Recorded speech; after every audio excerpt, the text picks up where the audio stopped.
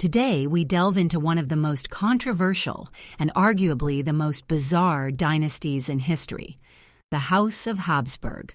For scientists, particularly geneticists, the Habsburgs present a unique case study. They are remembered not only as one of the longest-reigning dynasties, making others, like the Tudors, seem like a brief hiccup in comparison, but also for the peculiar reason their reign eventually came to an end. I will attempt to guide you through this genealogical nightmare. Though some of it may be confusing, blame the Habsburgs, not me. From the start, things were bad.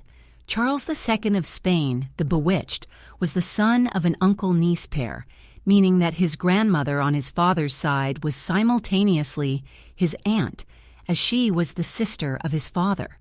That same father, Philip IV, was himself the product of a marriage between third cousins. Charles's mother, Mariana of Austria, was the child of first cousins. Her father, Ferdinand III, was also born of a union between first cousins. Her grandfather, Ferdinand II, was the result of a marriage between an uncle and his niece, just like Charles's paternal grandfather, Philip III. Charles's great-grandmother on his father's side was born of first cousins too. Compared to all this, that union almost seems unremarkable. And yet, dear friends, this disturbing list is still incomplete. We're focusing only on the period between the 16th and 17th centuries. In a public study titled Royal Marriages as Incestuous Human Laboratories, the case of the Habsburg dynasty, Spanish scientists examined 73 marriages within the Habsburg family between 1450 and 1750. They concluded that the most inbred branch was not the Spanish one, where Charles II hailed from, but the Austrian. Still, it's important to remember that Charles II was the product of a union between both branches, the Spanish and the Austrian. In him, nature exacted its full revenge. Between the mid-15th and mid-18th centuries, the Habsburgs contracted 4 marriages between uncles and nieces, including Charles's own parents. 11 marriages were between first cousins. There were 4 marriages between first cousins once removed, 1 between fourth cousins, arguably the most genetically reasonable of the lot, and 7 between second cousins. According to the study, there were also numerous other unions of more distant relatives, which researchers apparently didn't even bother to count. As an aside, even Queen Elizabeth II of the United Kingdom and her husband, Prince Philip, Duke of Edinburgh, were related. They were fourth cousins. I mentioned this in another video. Their 4 children are genetically healthy, as such a degree of kinship is considered safe, with only 0.8% shared genetic material. Still, I personally find that a bit unsettling. Now, when it comes to the Habsburgs, who married within their family over and over again, those small percentages quickly accumulated to dangerous levels. And all this happened despite the strict prohibition by the Catholic Church, to which the Habsburgs were devoutly tied. The Church explicitly forbade close-kin marriages, especially those between uncles and nieces or between cousins. But the Habsburgs chose to ignore divine law, driven by their overwhelming desire to retain power, wealth, and territory within the confines of their own bloodline. They certainly didn't want to share anything with outsiders, say the Tudors.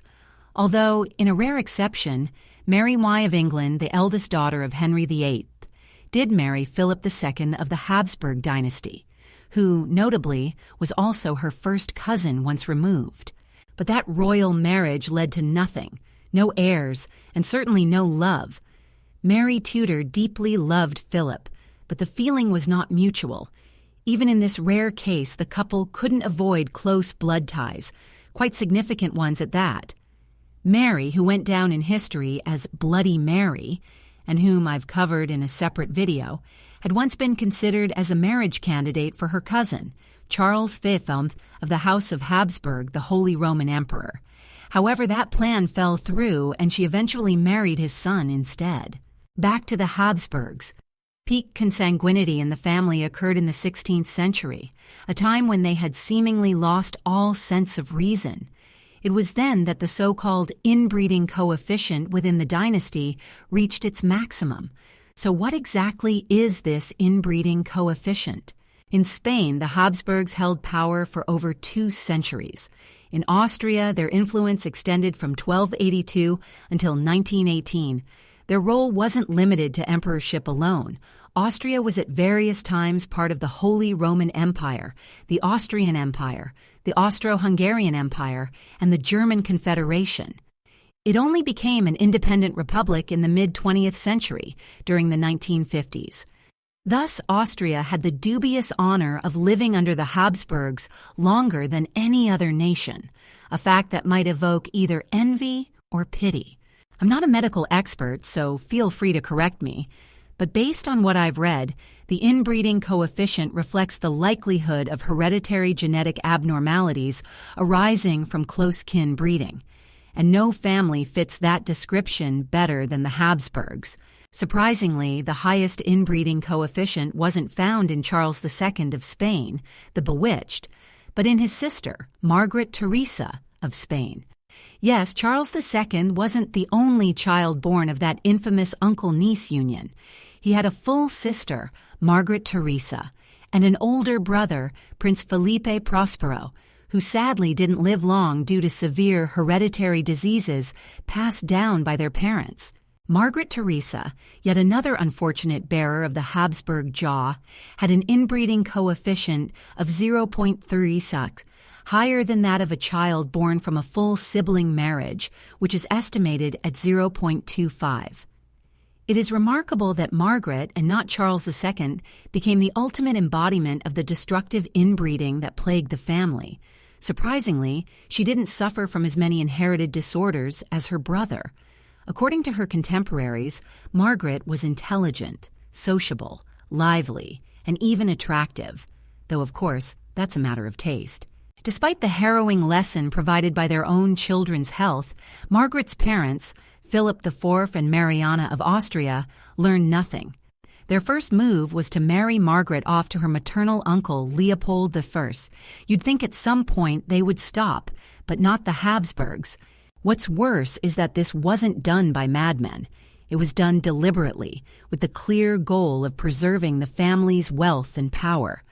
Why look far for a suitor when your uncle is right there? A charming bachelor with a jaw that juts out so impressively it puts the rest of us to shame. Leopold I was a strange man, and I'm not just referring to his looks. He's certainly a figure worth exploring in more detail. But for now, if you're still with me and haven't felt nauseous from the litany of incestuous unions, let's continue. The result of this unsettling and frankly grotesque marriage between uncle and niece, Leopold I and Margaret Theresa, was the birth of 4 children. This, despite Margaret marrying at the age of 15 and dying at 21 of bronchitis shortly after her 4th childbirth. Of all the children born from that highly consanguineous marriage, only 1 daughter, Maria Antonia, survived. The survival rate among Habsburg offspring was, in fact, lower than that of impoverished, famine-stricken peasants. This was largely due to the numerous genetic mutations caused by close-kin unions among their parents. Many of these unfortunate children endured lifelong chronic illnesses and hereditary disorders. But no one suffered more than poor Charles II of Spain the Bewitched. The full list of his afflictions is almost impossible to enumerate. Among them was a rare condition called aspartyl glucosaminuria. Yes, it took me 5 tries to pronounce it. Charles II suffered from severe developmental delays, which is hardly surprising given his genetic makeup. His infamous Habsburg jaw prevented him from eating or speaking properly.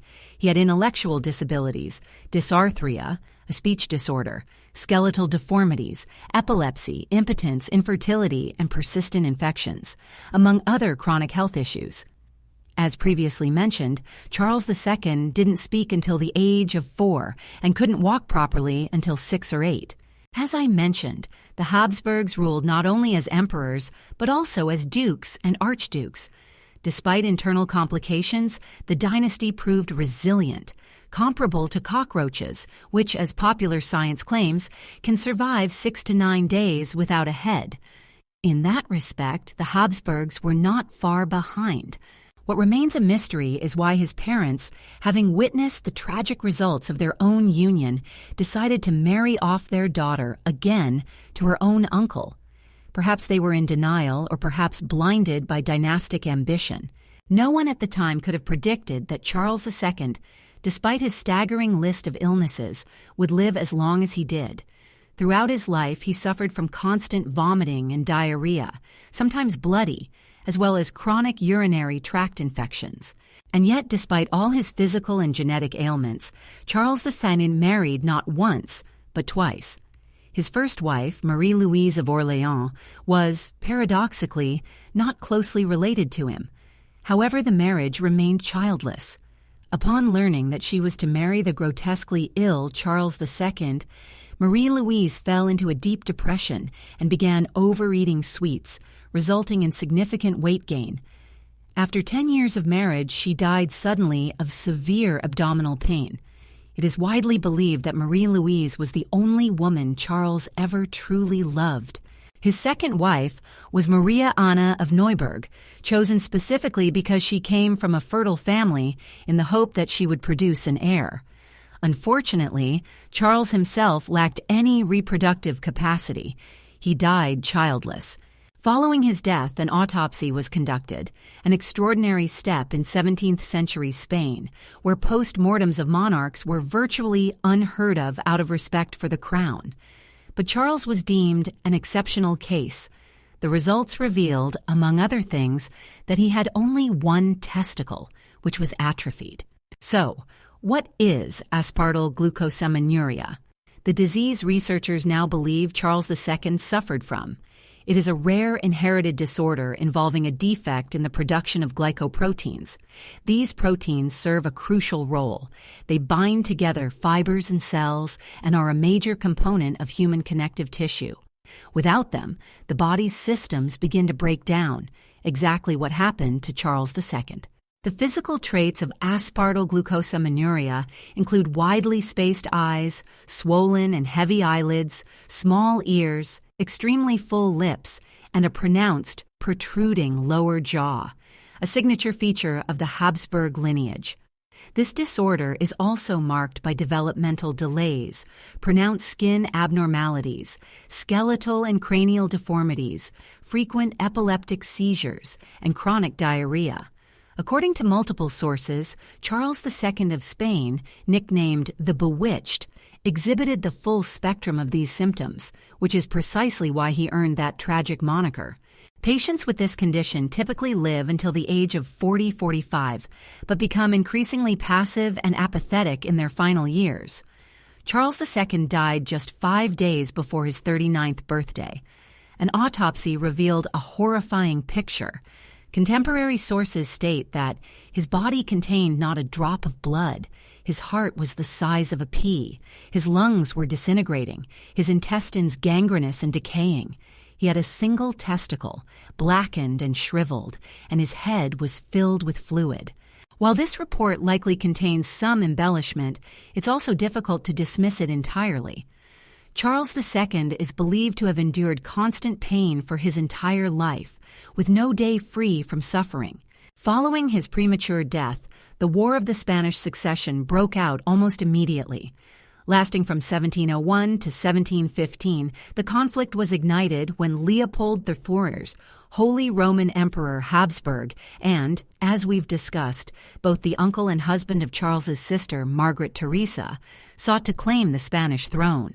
Notably, Archduke Franz Ferdinand of Austria, whose assassination in Sarajevo is widely seen as the spark that ignited World War I, also belonged to the Habsburg royal house. With his death, the Habsburg era came to an end. However, according to Charles II's will, the crown was to pass to Philip, Duke of Anjou, a member of the French Bourbon dynasty. Although the war was long and bitter, the Spanish crown ultimately remained with the Bourbons, even though the Duke of Anjou later renounced his right to the French throne to avoid unifying both empires under one ruler.